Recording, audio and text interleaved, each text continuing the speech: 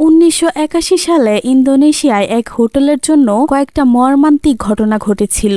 সেই সময় এই ঘটনা বেশ ভাইরালও হয়েছিল, কারণ হোটেলের প্রায় অনেকগুলো কাস্টমার এখানে আসার ঠিক 3 দিন পর খুব নৃশংসভাবে মারা যেত। তাদের শরীরের প্রত্যেকটা চামড়া উপড়ে মেরে ফেলা হতো। কিন্তু কে করতো এগুলো? পুলিশ যখন হোটেলে আর আশেপাশে ভালোভাবে তদন্ত করে, তারা এর ভয়ানক রহস্য সম্পর্কে জানতে পারে, যেটা শুনে পুরো শহর আতঙ্কে কেঁপে উঠেছিল। যার বিস্তারিত সবকিছু এই মুভিতে দেখানো হয়েছে। যে সত্য ঘটনা সম্পর্কে জানলে আপনিও আতঙ্কিত হবেন। তো তাহলে আর বেশি কথা না বলে শুরু করছি দ্য হন্টেড হোটেল মুভির এক্সপ্লেনেশন। গল্পের শুরুতেই দেখানো হয় 1981 সালে ইন্দোনেশিয়ার সিমারাং নামে এক শহরকে। নিমগ্রাম নামে এই মেয়েটি এই বিশাল বড় হোটেলে নতুন জব নিয়েছে। আজকে তার প্রথম দিন। হোটেলের ওনার তাকে সব কাজ বুঝিয়ে দেওয়ার সময় বলে দেয় যেন সে ভুলেও হোটেলের 3য় তলায় শেষের ঘরটার দিকে না যায়। নিমগ্রাম 2য় তলায় কাজে যোগ দেয়, কিন্তু ঠিক সন্ধ্যার সময় 3য় তলা থেকে সে কার যেন কান্নার আওয়াজ শুনতে পায়।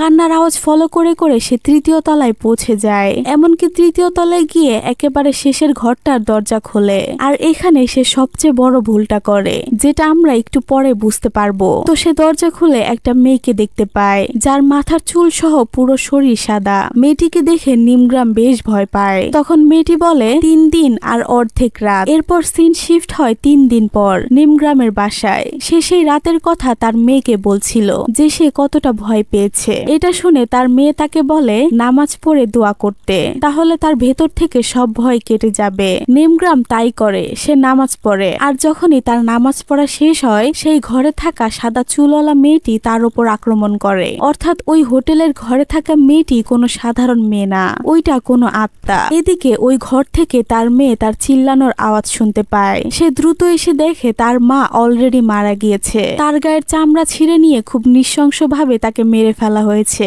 এরপর 3 দিন পরের সিন দেখানো হয়। রায়না আর ফে নামে 2 জন বোন সেই হোটেলের দিকেই যাচ্ছিল। মূলত হোটেলটি তাদের বাবার, আর এতদিন ধরে তাদের নানা আর নানি এই হোটেল পরিচালনা করে আসছে। তাদের বাবার নাম জানওয়ার। জানওয়ার 2 মাস আগেই মারা গিয়েছে। আর মারা যাওয়ার আগে সে তার এই হোটেলের দায়িত্ব তার 2 মেয়েকে দিয়ে যায়। কিন্তু তার 2 মেয়ে রায়না আর ফে এই হোটেল দেখে অনেক অবাক হয়ে যায়, কারণ তাদের বাবা এই হোটেলের কথা কোনোদিনই তাদের বলেনি। তারা এখানে আসার পর তাদের নানি তাদের সাবধান করে দেয় যেন তারা কোনোভাবেই 3য় তলায় ওই শেষের ঘরটিতে না যায়। এখানে মনে হচ্ছিল ওই ঘরের ব্যাপারে তাদের নানি কিছু একটা জানে, যেটা তাদের সবার কাছ থেকে সে লুকাচ্ছে। আর যেহেতু রায়না আর ফে এই শহরেই থাকবে, তাই ফেকে তারা এখানেরই এক স্কুলে ভর্তি করে দেয়। সেখানে রায়নার সাথে তার এক্স বয়ফ্রেন্ড আরদোর দেখা হয়, যার সাথে সে 6 মাস আগে ব্রেকআপ করেছে। আরদোর সাথে কথা বলতে বলতে রায়না নিমগ্রামের মৃত্যুর ব্যাপারে জানতে পারে, যে মেয়েটি তাদের হোটেলে নতুন জব নিয়েছিল, যেটা তাদের নানি তাদের থেকে লুকিয়েছে।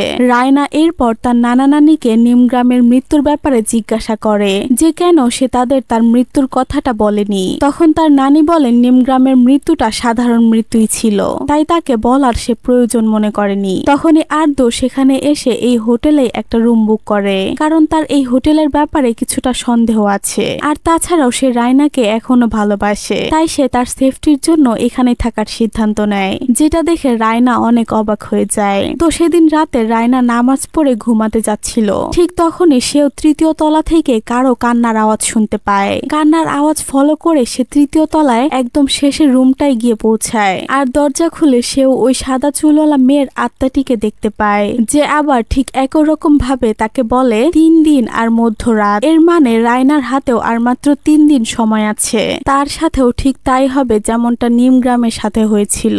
তো পরের দিন রায়না কোথাও যাওয়ার জন্য গাড়িতে বসেছিল।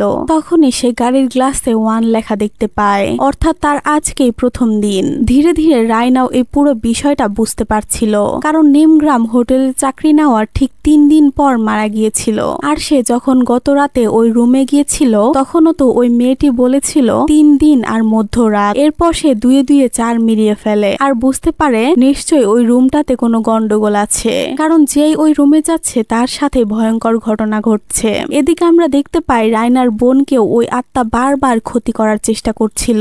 এখন আমাদের মনে হতে পারে ওই ঘরে তো রায়না গিয়েছিল, তাহলে আত্মাটা কেন বারবার ফেকে হন্ট করছে?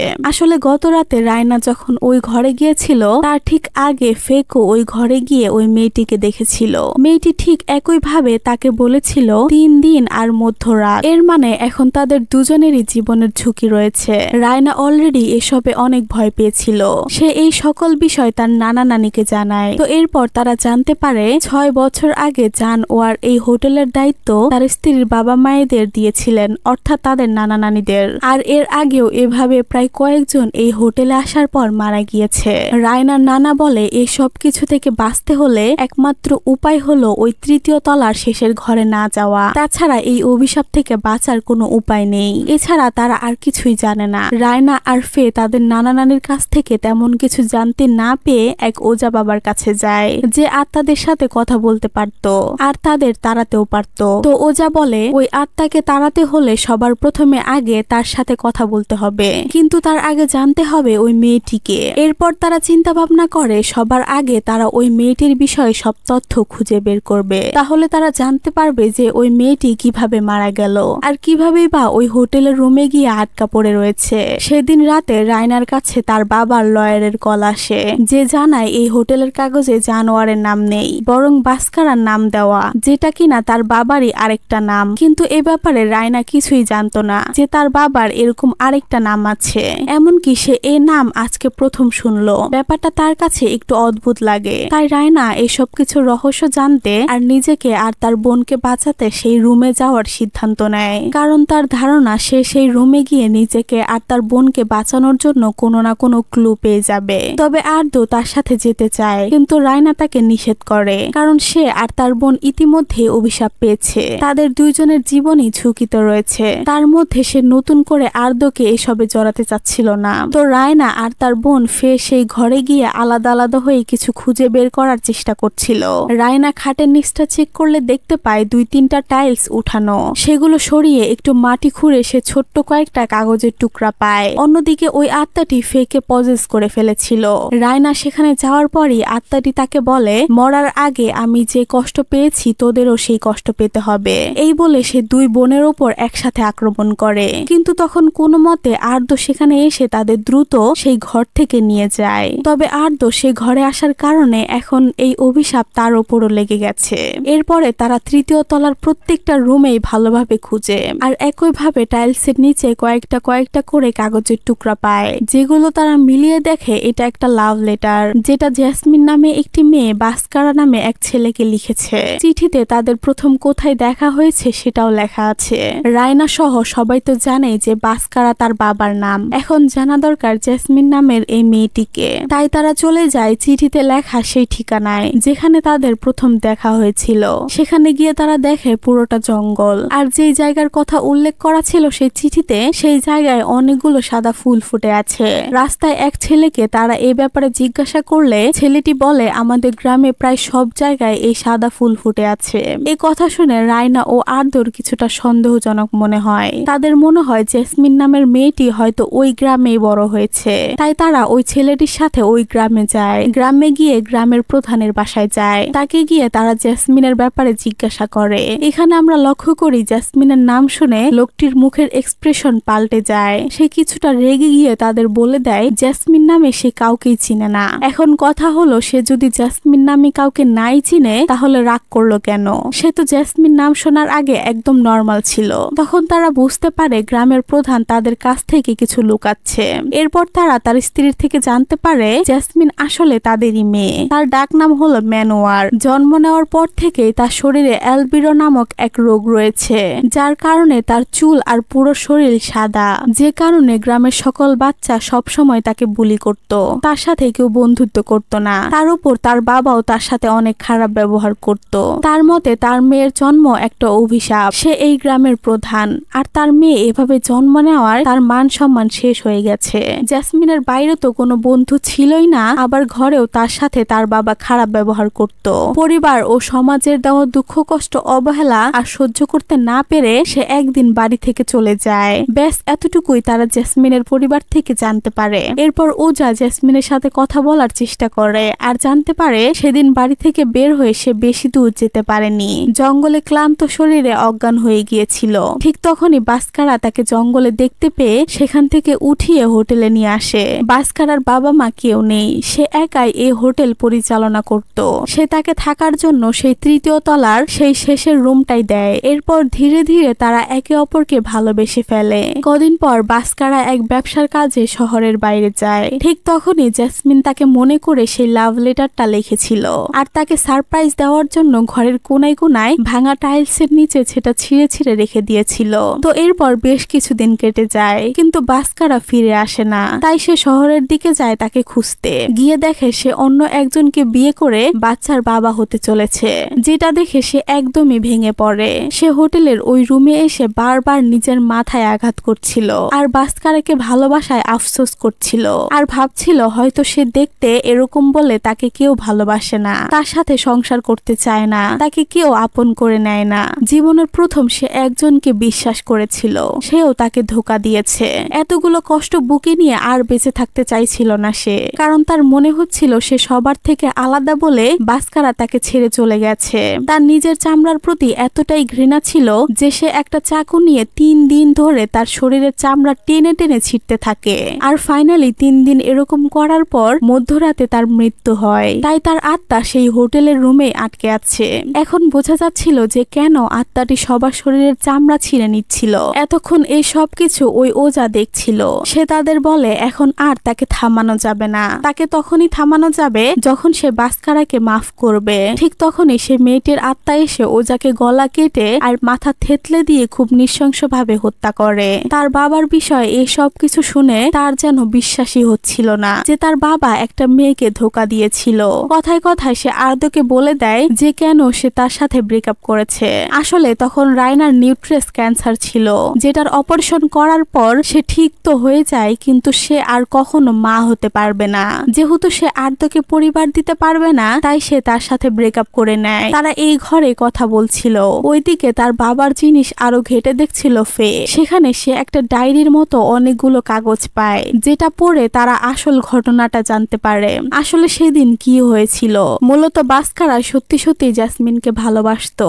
সে তার জন্য আংটি কিনে তাকে প্রপোজ করে বিয়ে করার জন্য, কিন্তু আসার পথে তার অ্যাক্সিডেন্ট হয় আর সে মাথায় এতটাই আঘাত পায় যে তার স্মৃতিশক্তি হারিয়ে যায়। ফলে তার অতীতের কোনো কিছুই আর মনে থাকে না। তাকে হাসপাতালে ভর্তি করানো হয় আর যাদের গাড়ির সাথে তার অ্যাক্সিডেন্ট হয়েছিল তারা তাকে নিজের সন্তানের মতো লালন পালন করতে শুরু করে, অর্থাৎ তারা তাকে অ্যাডপ্ট করে নেয়। তাকে নতুন নাম দেয় জানওয়ার, তাকে বিয়েও দেয়। কিন্তু তার বেশ কিছু মাস পর তার স্মৃতিশক্তি ফিরে আসে। সে আবার ফিরে যায় সেই হোটেলে, কিন্তু গিয়ে দেখে জেসমিন মারা গিয়েছে অনেক দিন হয়েছে। তার লাশ কঙ্কাল হয়ে গিয়েছে, কিন্তু তার চুল দেখে বাস্কারা বুঝে ফেলে এটাই জেসমিন। সে প্রচুর কান্না করে আফসোস করে। এরপর সে লাশটিকে হোটেলের নিচে বেসমেন্টে পুঁতে রাখে আর তার স্মৃতি হিসেবে সেখানে সে আংটির সিম্বল এঁকে রাখে। এবার রায়না বুঝতে পারে তার বাবা জেসমিনকে ধোঁকা দেয়নি, সে সত্যি ওনাকে ভালোবাসতো আর এটাই জেসমিনের জানা দরকার, তবে তার আত্মা মুক্তি পাবে। আর এর জন্য সেই আংটিটা জেসমিনের হাতে পরিয়ে দিতে হবে। তাই তারা বেরিয়ে পড়ে জেসমিনের লাশ খুঁজতে। আর আজকে রায়নার 3 দিন আর অর্ধেক রাত পূরণ হয়েছে, তাই ওই আত্মাটা তাকেও মেরে ফেলার জন্য চলে আসে। সে আর্দকে পজেস করে নিয়েছিল। সে কোনো মতে তার থেকে পালিয়ে বেসমেন্টে অনেক খুঁজে সে সিম্বলটি দেখতে পায়, যেখানে খুঁড়ে তারা জেসমিনের ডেড বডির কঙ্কাল দেখতে পায়। আর এরপর তার হাতে ওই আংটিটা পরিয়ে দেয়। এখন সবকিছু নর্মাল হয়ে যায়। জেসমিন তাদের সামনে আসে। সে এখন বুঝে গিয়েছিল বাস্কারা তাকে কখনোই ঠকায়নি, সবসময় ভালোবেসে গেছে। এরপর ফাইনালি তার আত্মার মুক্তি পায়। এরপর আমরা দেখতে পাই আর্দো রায়নাকে বিয়ের জন্য প্রপোজ করে আর বলে যদি সে তাকে বাচ্চা নাই দিতে পারে তাহলে তারা বাচ্চা অ্যাডপ্ট করে নিবে, তবুও সে তাকে বিয়ে করতে চায়। এটা শুনে রায়না ইমোশনাল হয়ে যায় আর তার প্রপোজে রাজি হয়ে যায়। তারা দুজনেই অনেক খুশি ছিল, তবে তাদের এই খুশি বেশিক্ষণ থাকে না। আর্দো যখন ঘরে একা ছিল সেই জেসমিনের আত্মা এসে তাকেও শরীরের চামড়া ছিঁড়ে নিয়ে খুব নৃশংসভাবে হত্যা করে। রায়না সেখানে এসে এসব দেখে একদম হতভম্ব হয়ে যায়, কারণ সে তো ভেবেছিল জেসমিনের আত্মা মুক্তি পেয়ে গেছে। সে বারবার জেসমিনকে জিজ্ঞাসা করতে থাকে যে এখন সে এইসব আবার কেন শুরু করলো, তাকে তো তারা সব জানিয়েই দিয়েছে। এরপর আত্মাটি রায়নার বোন ফের উপরে ভর করে আর রায়নাকে জানায় তারা দুইজন শুধু বাস্কারার মেয়ে বলে বেঁচে গেছে আর তারা তাকে সত্যিটা জানিয়েছে বলে। তাছাড়া ওই রুমে যারাই যাবে আর তাকে দেখবে তাদেরই সেই একই রকম ভাবে মৃত্যু হবে, কারণ তার প্রতিশোধ এখনো শেষ হয়নি। যারা ছোটবেলায় ছোটবেলায় তাকে বুলি করত, বড় হয়ে তাকে অত্যাচার করত, তাদের থেকে এখনো বদলা নেওয়া হয়নি। তার নিজের বাবাও তো তাকে কত অত্যাচার করেছে। অবশেষে তাকে এই গ্রাম ছেড়ে চলে যেতে হয়েছে। তো এরপর তারা সবাই সেই হোটেল থেকে চলে যায় আর হোটেলটা বিক্রি করে দেওয়ার সিদ্ধান্ত নেয়। এর বেশ কিছুদিন পর দুজন পুলিশ সেই হোটেলে আসে আর তারাও তৃতীয় তলা থেকে কারো কান্নার আওয়াজ শুনতে পায়। সেই কান্নার আওয়াজ ফলো করে রুমে গেলে তারাও সেই সাদা চুলওয়ালা মেয়ে জেসমিনকে দেখতে পায়। পুলিশ তার জানতো না যে এটা একটা আত্মা। তখন জেসমিন বলে দেয় 3 দিন আর মধ্যরাত। আর এখানে এই মুভিটা শেষ হয়। তো কেমন লাগলো আপনাদের ইন্দোনেশিয়ায় ঘটে যাওয়া সত্য ঘটনা সম্পর্কে জেনে? যদি ভালো লেগে থাকে তাহলে একটু লাইক দিয়ে কমেন্ট করে জানাবেন। আর এরকমই আরো মুভির এক্সপ্লেনেশন দেখতে চাইলে আমার চ্যানেলটি সাবস্ক্রাইব করে রাখুন। তো আজকের মতো আমি এখানেই বিদায় নিচ্ছি। হাজির হব নতুন কোনো ভিডিওতে।